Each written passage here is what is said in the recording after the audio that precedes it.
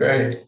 Okay, great. So, hi, I'm Dr. Arlen Myers. I'm President and CEO of the Society of Physician Entrepreneurs, and welcome to this program on angel investing with our guest, Yaniv Senior. There's an old joke that how do you become a millionaire being an angel investor? You start with 5 million.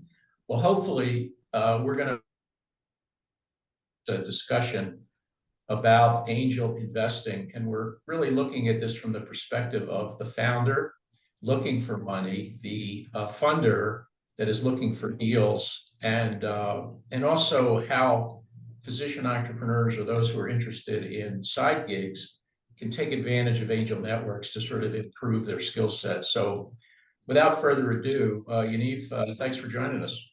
Thank you very much. Thanks for having me.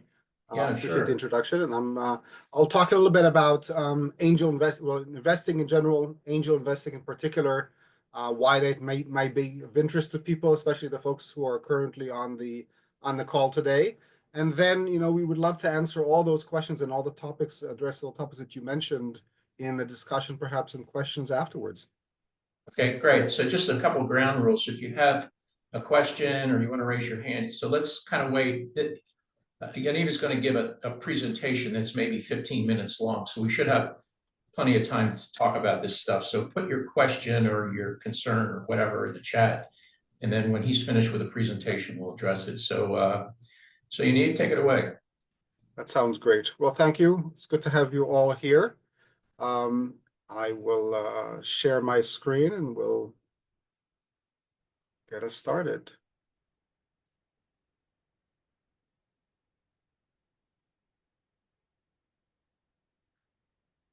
Hopefully everybody can see my screen. Yes.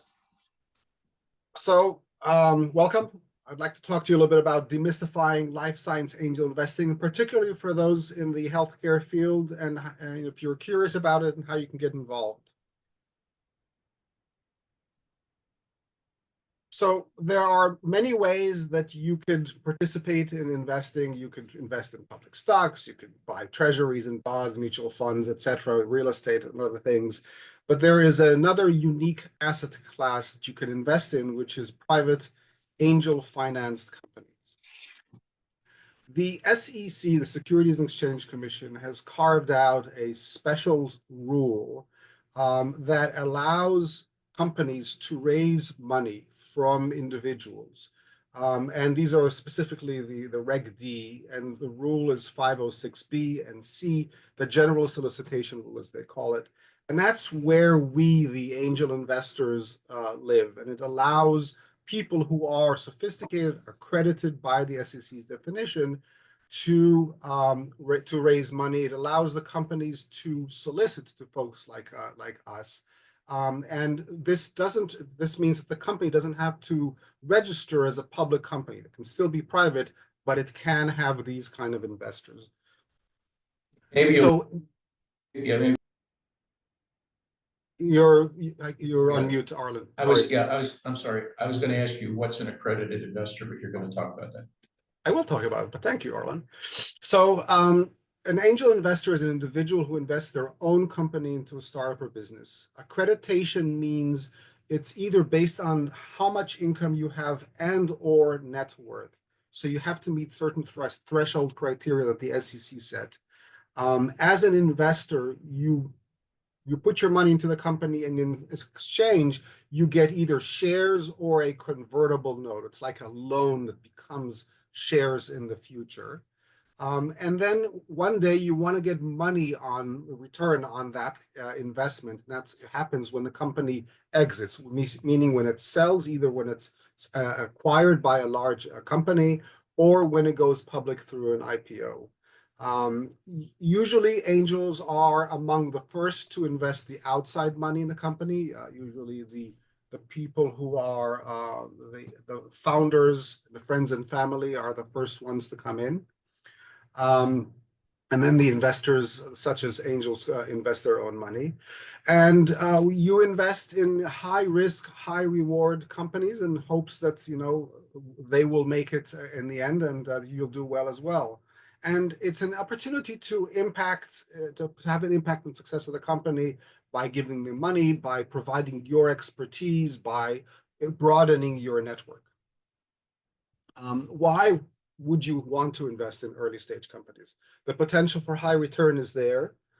You want to have an investment portfolio that is diversified. You want not just to have public stocks, you want to have a little bit of everything, and this is a nice way to diversify your portfolio. It's really a great way to do well while you do good, especially when you invest in life science companies. You know that if you're successful, if the company that you invest in is successful, patients will be impacted positively. So you know that you're part of a good chain, good supply chain in that sense. You can help the local economy. You can help your specific field of expertise, and you're advancing new technologies and treatments. You can get involved with a company. You can assist them with your expertise. You can open doors for them, and you can have a good sense of giving back to the community. And it's also fun. The investment strategy really should be part of an entire asset allocation strategy. I would not recommend that you put in any more than 5 or 10% of your entire portfolio into just early stage life science company. It's a very high risk area. So you should put a small amount in there.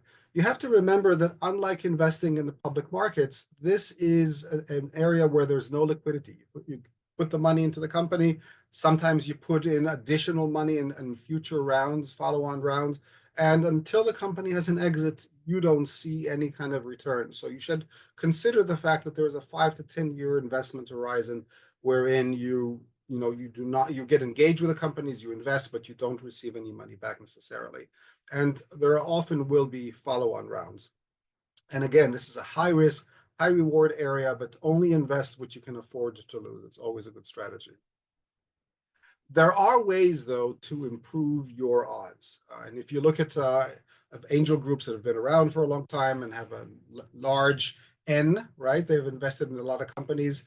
If they've created a diversified portfolio, which means you didn't want to pick and choose only one company, but you have a portfolio of companies where multiple people discussed it and thought it was a good idea to invest, you're going to have a potential for a 5 to 6F or even more with X multiplier on your investment, even if you count all the companies that failed in your portfolio. So that's a very good way to begin to think about investing in this area.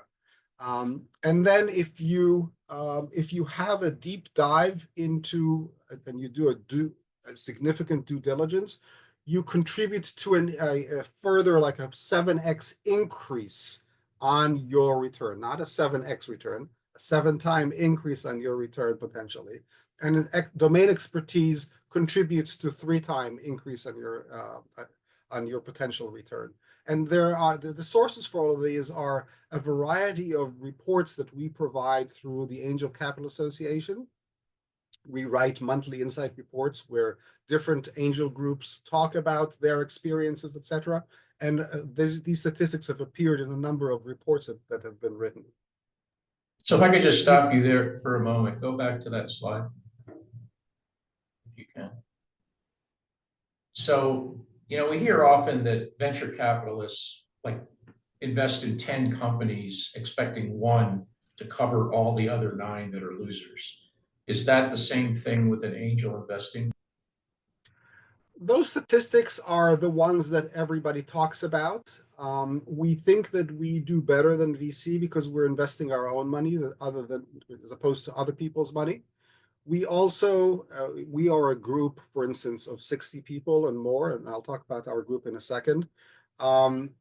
Whereas VCs usually end up with 4 or 5 people who do the diligence and make an investment decision. We could have many, many more people with a lot more expertise around the table making those investment decisions. So let me move on, and I'll touch about that in a second. You can invest as an individual where you're doing all the identifying and attracting opportunities. You're the one who's screening opportunities. You do your own diligence on the financial, the scientific, the market, the competition, the regulatory, the governance, the legal, the valuation, the terms, and all that. And then you make your own investment decision. Or you can invest as part of a group where there is a deal flow, where there's a shared diligence, it's collaborative, you have multiple disciplines available in the room. You grow your network, you learn while you contribute as well. And some of the groups, such as ours, offer like pooled investment funds, which I'll talk about as well, which will provide you diversification. Or you can invest in somebody else's funds. This also provides you diversification, like VC funds, or some of us, as our group does as well, has a co-investment fund for people. But that means that the investment decisions are done by others. You're not participating in that decision. The things that the investors are looking for in order to have a potential 10-time return on their money. And this is where, Arlen, when you talk about 1 in 10 being successful, you do want, everybody's looking for at least that 10x to be able to pay for some of the companies that won't necessarily be successful, but that's what we're looking for. The number one thing that we always look for is a strong management team. And by that, we mean a commercially minded management team. People who know how to monetize the opportunity, and they know the commercial path ahead of how to get from basic research or from whatever stage the technology is to a point where it could be sold, where somebody's going to want to pay a lot of money for it. It should be disruptive as opposed to something that's just incrementally better. We want something that will change the standard of care. And if you do look at something like that, it has stronger IP. When it's disruptive in the marketplace, the IP of real estate is going to be much bigger and stronger. And that's ultimately what the acquirer is acquiring from you. The addressable market, the number of patients, et cetera, needs to be large and large enough so that somebody would want to come in and buy you for a large sum, for a big exit. So a large unmet need. And finally, and this is something that can get tricky in the way you describe it or the way that you work on it, the funding requirements for the company in the future has to be favorable for those who are doing the current funding. You could easily get overly diluted if the company that you're investing is going to require future large, huge rounds from VCs and others. So you have to understand, the successive milestones that will create valuation increases for that company. You have to understand how much money that company is going to require in total in order to reach an exit, which, how much data they're going to have to show, how much time is it going to take them to show that data, et cetera. How many of those future rounds is it going to take for this company to be successful? So these are the kind of things that we look at, as well as others, when we consider an investment in a company. Our group ourselves, specifically, we were formed in 2012. We are New York-based. We make our investments all over the world, and we are one of the only groups in the world that specializes. Most angel groups are generalists. They invest in a bunch of different things.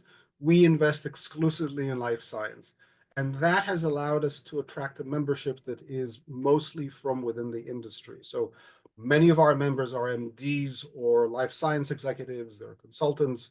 They're working for pharma and device companies doing commercial work. They are all accredited. They have to be accredited. We have individuals and some corporate members and sponsors. LabCorp, I'm sure you'd recognize them, are a sponsor of ours. And our membership is countrywide.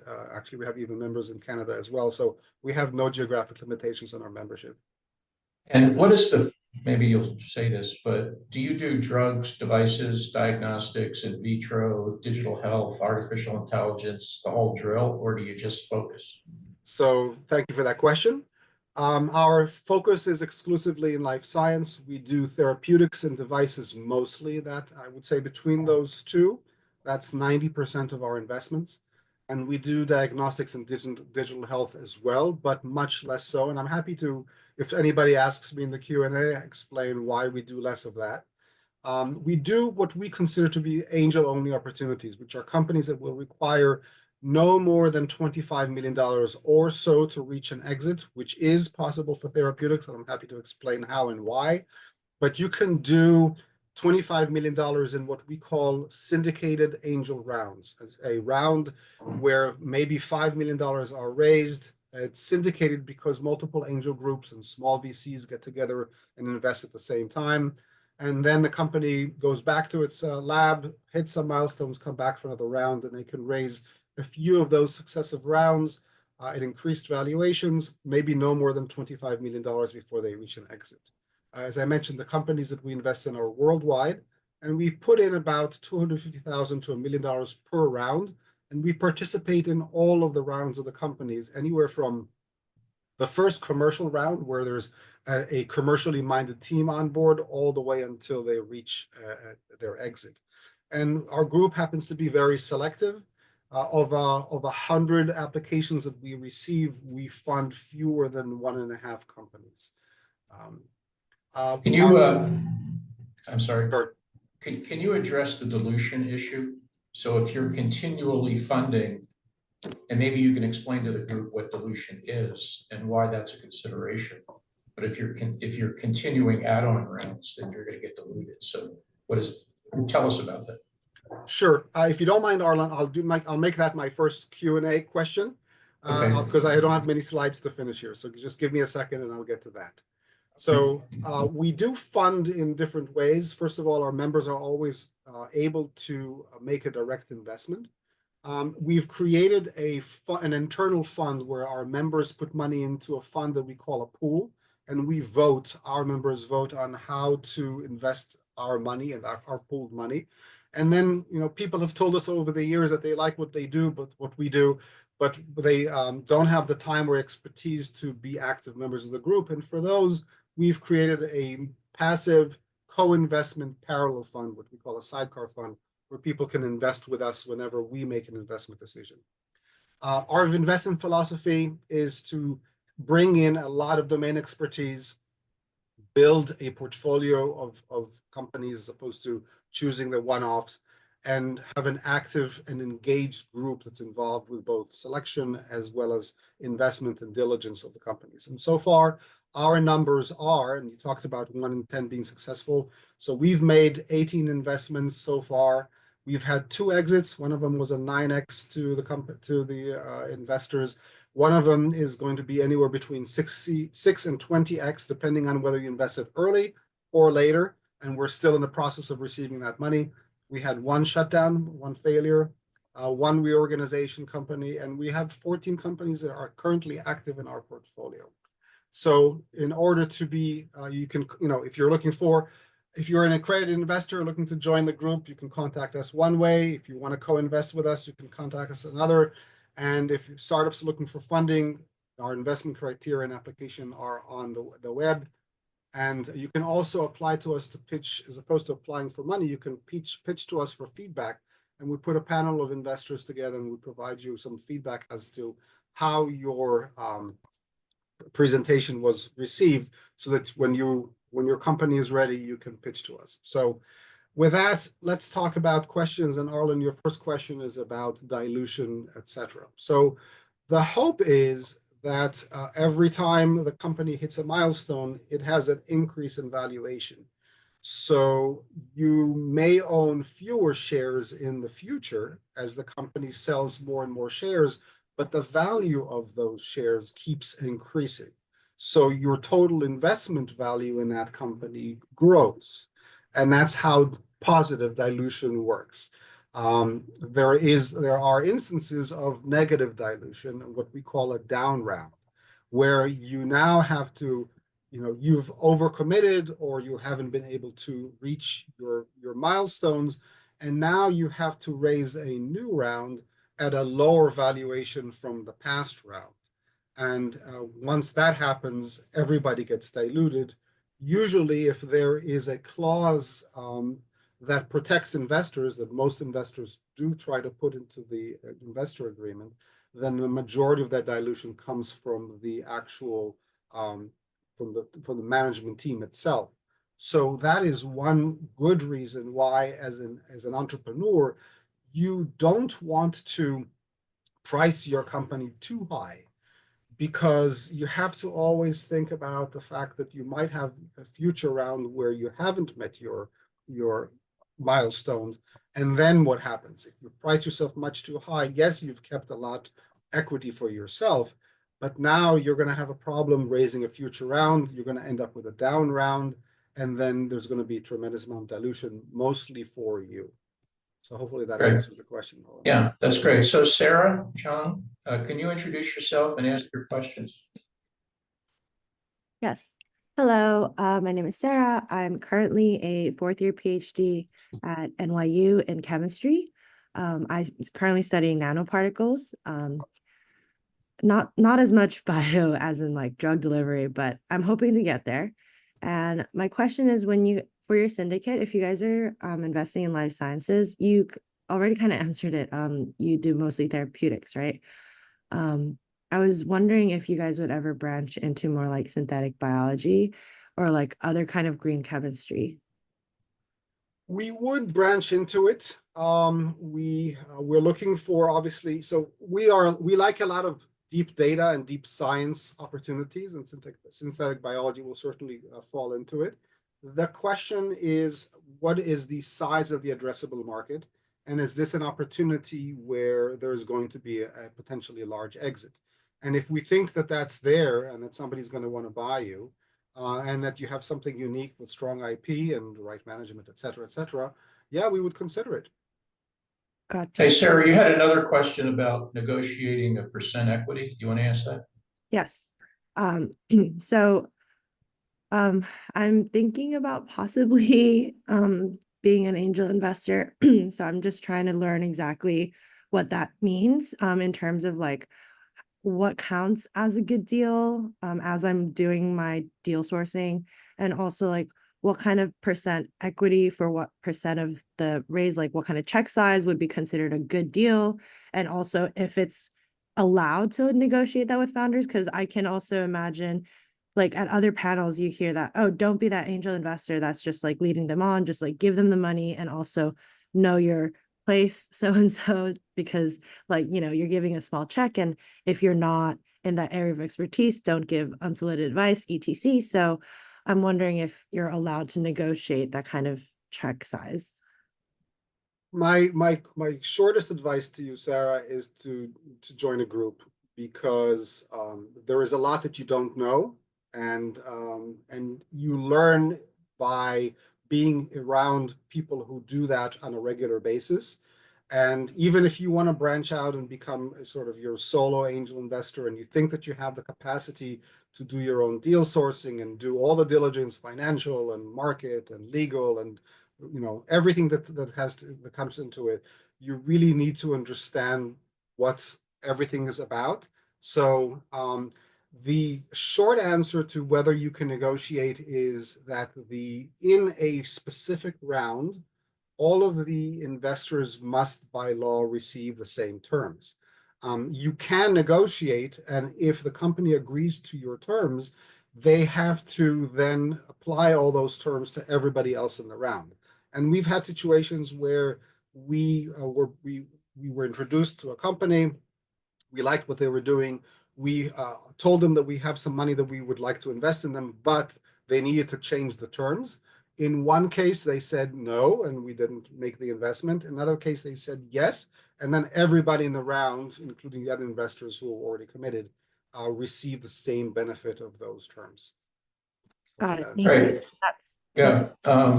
Okay, Michael, Michael Goodman, can you introduce yourself and ask your question, and then we'll get to Rudy. Yeah, absolutely. Yana, thank you so much for your talk. I've actually had the opportunity to speak with you a few months ago after a similar talk that you gave to a different group. So happy to be in and listen to this.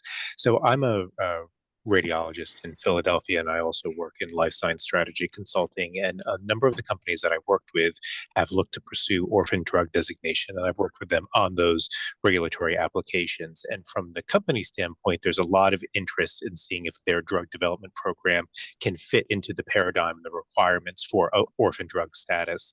So I'm curious to know, from your standpoint as an investor, how do you view that kind of clinical development and regulatory strategy aspect of it when you're making an investment? Yeah, thank you for the question, Michael. So orphan designation, especially if the orphan disease shares a mechanism of action with a larger disease, for instance, then pursuing an orphan designation could be a very efficient way to get to market. You can reach the market with usually much less time and much less money. And then once you have an approved asset, you can partner on that asset with a large pharma and potentially get a very attractive exit. So it is one of the ways that we would consider investing in a therapeutics company. Another one would be if you look at a company that is in the therapeutics field, but can generate enough data in an area that is so attractive to the pharmas where they would buy the company early. So really, what a company needs to do is generate enough data until somebody says, you know what, yes, there's enough there. We're going to buy them out. We're going to take them out. There's a good reason to acquire them. So absolutely, moving through that orphan designation path is a very efficient way to move to get to market. Great. And is just so people understand, the definition of an orphan disease is typically stated as less than 200,000 people in the United States. Is that prevalence or incidence? So it depends on sort of what you're doing. So typically it's incidence, although we've seen it where it's been used in, say, the context of a drug device combination where you're using it, say, during surgery. So the incidence of the disease does not have to be 200,000, but the incidence of the operations or the times you're using the product would have to be under 200,000. That's been my experience anyway. Okay, Yes. yeah, that's useful. And do you get involved with people that want to repurpose existing drugs? So repurposing, if you ask our group, we will say, yes, we will consider it. But, and there's a caveat there, large pharma have historically acquired repurposed, whenever they look at repurposed opportunities, they usually acquire them for a small amount of money or they don't acquire them at all. And so there has to be something else that happens in the repurposing timeline and the activity that creates additional value. So just to have a repurposed drug makes it difficult for us as investors to invest in this because, as I said, pharma companies usually don't buy them. And if they do buy them, they buy them for a very small multiple. Hey, you mentioned, was there another question? Someone wanted to ask another question. Yeah, I had one. Yeah, hang on a second. That's fine. Can you take your slides off so we can? Oh, sure. I'm sorry. Yeah. So we can get up close and personal with the questions. Good. Okay, great. Okay, go ahead. Yeah, so kind of along those lines from an investor standpoint, and especially within life sciences, you mentioned, your guys' group in particular looks for less than 25 million investment in total. And so with devices where it's usually a lot shorter time frame and less money to get to market, it always goes back to this question of what's the total TAM? And when you say you do deep diligence, you get a greater than 7x return. I guess what's that level of evidence you're looking for then? Because everyone's going to say, hey, we have this huge market that, could potentially sell into, but what is the level of evidence that you guys are looking for in that due diligence to very solidly know that this is a large market opportunity? So as I mentioned, the majority of our members are from within the industry. So, and our members have different backgrounds. Some of them are physicians. Some of them are on the commercial side with pharma and device companies. Others are regulatory or consultants in other fields. So between us, we get a good feel for the total addressable market, right? The serviceable addressable market, if that's you're asking about that, Arlen. So, so we can look at what that market is. Medical devices, though, and diagnostics, and you have to remember that as opposed to therapeutics, where therapeutics would be purchased when it has enough data, with devices, you also need to show traction. So the large device companies will wait to see that there is good adoption in the marketplace, that there's people are interested in it, that it gets that it's used on a regular basis, the doctors like it, that it flows well into the standard of care. So adoption is key in those situations, as well as the total addressable market. And Great. just so people understand between the TAM, SAM, SOM, blah, blah, blah. So when, the total addressable market might be 1.3 billion people in China, but the reality is you're not going to get all those folks. So how much emphasis do you place on this TAM, SAM, SOM theater?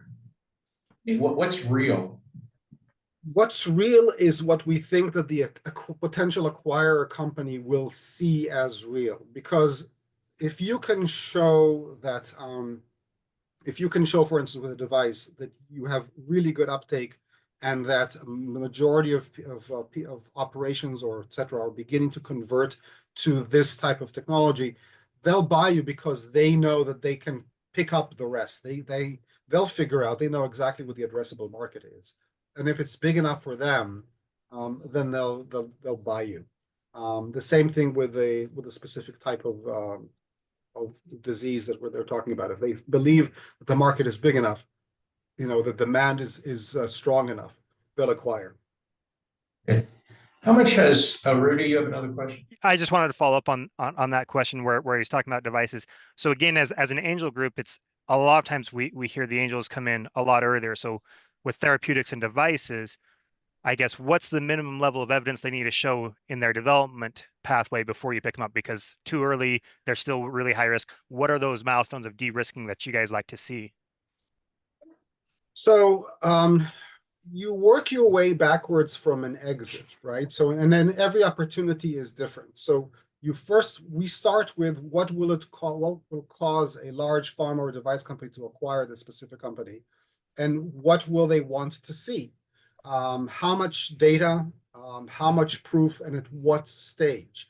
And then you work backwards to see what those stages are, right? And it's different for a device company than it would be for a pharma company.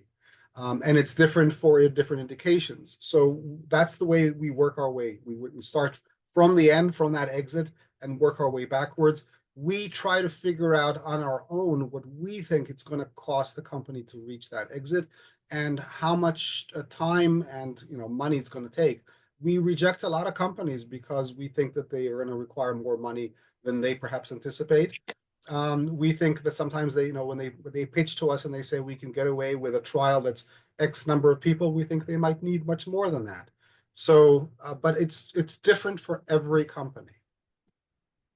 And so that kind of gets to the issue of clinical trials. And I mean, if you're a device company, you probably want to do a 510K to avoid all the hassle. But you're still going to have to demonstrate at least get some FDA clearance for a 510K product if it's not, unless it's a de novo or some other pathway. So at the very minimum, are you saying we need some, not just intellectual property protection, we need some regulatory de-risking, and we need some clinical de-risking that this thing actually does what you say it's going to do? Is that accurate? So the more de-risked it is, the better it is, but obviously the more expensive the opportunity would be for us to invest in. There are advantages to a 510K pathway because it is a shorter pathway and perhaps more straightforward, but there are advantages to a de novo. You end up owning more marketplace real estate, for lack of a better word, because you do have something unique. And although it does take longer, you do end up with a stronger, potentially more attractive product at the end of the day. We do want to see that the company has already had some interactions with the FDA and that the FDA has given them feedback as to what they think about their potential path ahead, the regulatory path ahead. That credentializes the companies. If we think that a company is going to require a much bigger trial, but the company comes back to us and says, no, we've had a discussion with the FDA, and they said it's enough for us to have only a 10-person or 40-person, et cetera, trial, then that might be enough, unless that may, we've had that situation where they said that, and it's funny, we said the physicians are going to require more before they adopt. They're going to, even though the FDA might say this is enough, physicians for adoption might require more. So it's not just the FDA, but the FDA is critical, obviously. Okay. Can you explain the difference between your angel network and other angel networks, of which there are many, many, many? So when it comes to picking an angel network, what should a potential participant founder look for? That's a great question. You want to be with like-minded people and people that you enjoy being with. You want to be in with a group of people that you can learn from and can contribute to as well. The majority of the people in our group, so as I mentioned, we are different because we are one of the only groups that specializes in life science. So there are a lot of wonderful groups in the United States and around the world who invest in, they're generalists. So they invest in apps and they invest in whatever, and they also invest in life sciences. If they have people in the room who have that expertise, then they tend to to do that as well sometimes, and they usually lean on those people. Sometimes it's a big group, sometimes it's a small group, to do their diligence in the life sciences. We've decided that the life science is such a unique and difficult to diligence asset class that we will only do life science. So, and our members do belong to multiple groups. So nobody says that you can't belong to multiple groups. So we have some members that belong to multiple groups, but they only do their life science investments through us. So even if they happen to see the same opportunity through a different group, they'll wait for us to do the diligence before they make their investment decision. So if you want to do life science specifically, or if you want to do chemicals, or if you want to do crypto, whatever it is, I would go with a group that specializes. Or some groups have started off as with expertise with groups in Silicon Valley. If I wanted to invest in software, etc., that's where I would go to. I'd belong to one of those. So that's how I would select a group. So how do you do that? I mean, how do you find the right date? There's hundreds of angel networks, some of which, as you said, they have different flavors. And we said before, you've seen one angel network, you've seen one angel network. So how do you in fact do that? I mean, joining the Angel Capital Association and getting a list of 500 angel networks is a start, but then what do you do? Well, you begin to network yourself into the angel group ecosystem. You can go to the Angel Capital Association meeting on an annual basis. You can begin to ask other angels what they do. You can come to our meeting for free once, and to get a feel for it. You can go to other angel groups and you can get a feel for them as well. And you begin to talk and you begin to learn about the ecosystem and decide what makes sense for you. Often people start in their backyard if they prefer to be involved in their own local ecosystem where they can contribute and where they can meet people face to face. And then if you want to specialize, you look for those few specialized groups around the country, because there are specialized people who specialize in, as I said, in software or in life science or whatever it is. And you very quickly, by talking to people, either the Angel Capital Association or other angel groups, you'll begin to find those groups. And there's that trope that investors don't like to be more than 2 hours away from their money. Is that the case with your group or groups like yours? So it started off as that, and it's been true for many years for many groups. It has not been like that for us, and I'll explain why. The pandemic blew away a lot of that for many of the angel groups, because they were sitting on Zoom anyway during the pandemic. And so they figured, well, it doesn't really matter who the Zoomie is, wherever they are. For us, when we started investing, we realized that our investment criteria are so tight and so unique, and our focus is such that if we only focus on companies within 2-hour driving distance from New York, we'd hardly ever make any investments. So very early on, we realized that while Mid-Atlantic BioAngels the Mid-Atlantic would be mostly for the members who were in the Mid-Atlantic area from maybe Maryland to Massachusetts, which also changed, by the way, after the pandemic, now that we're nationwide. we from early on began to invest worldwide, and we've been doing Zoom conferences with companies since before people knew what that meant. People didn't even know the term Zoom. So, and we've invested in multiple countries already. Okay. Another question came up about licensing. So a typical example, and more specifically, someone comes to you from an academic medical center. They have created something, they go through the tech transfer process, and now they're looking for money, and they come to you and they say, I'm Arlen Myers, I invented a gadget at the University of Colorado, but I'm looking for money. Would you in-license my thing and give me money? And so what's the answer? No, that's the short answer. The longer answer is, so we all have a day job, and we want to invest in a person, preferably a team, that's going to take an asset that is an attractive asset and monetize it to the point where somebody's going to buy that asset. So we don't even want to invest in a company that's going to potentially license out their inventions to others in the industry. We're looking, because that is not going to provide us a big enough payday, a big enough return. We're looking to invest in companies that have a commercially minded team that knows how to monetize an asset and bring it to a point where they're going to be so attractive that nobody will give them an opportunity to even go public. They'll be acquired before they even get a chance to get to that point. So we're looking for companies that will be acquired, that know how to take that and develop it from early stage all the way to the end. Yeah. So what advice would you give to founders who have options to monetize let's just start with their IP. There are angel networks, there are family, friends, and fools, there are venture capital.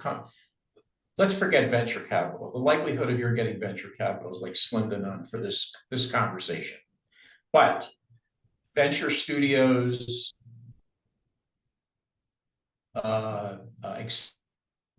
so what advice would you give to someone who's just looking at the landscape and figuring out what is the right fit?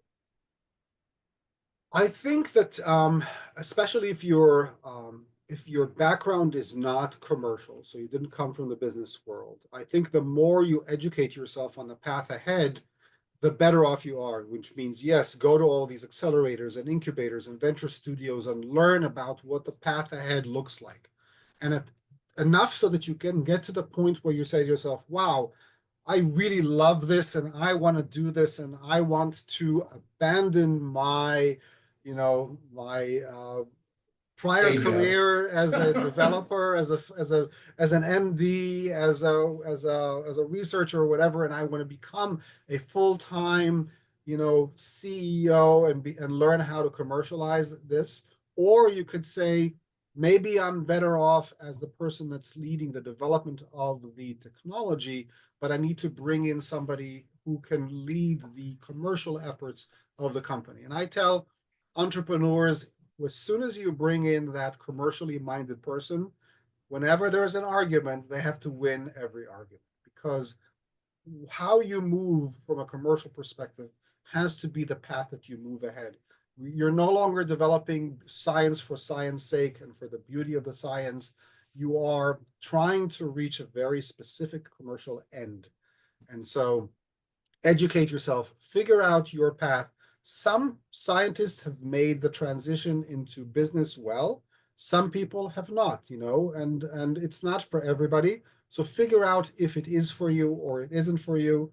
And if not, bring in somebody with a commercial head to, take your technology and move it, ahead in the marketplace while you can participate on the scientific side.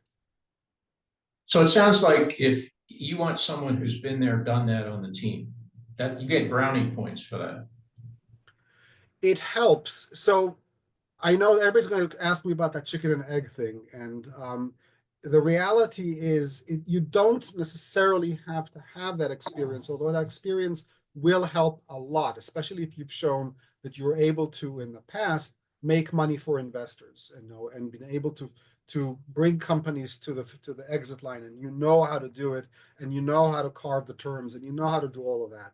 But we also seen very impressive people who started off as clinicians, started off as scientists, but have made the transition to the business world very well. And when we ask them business questions, they're able to answer those in the right way, in a convincing way for us.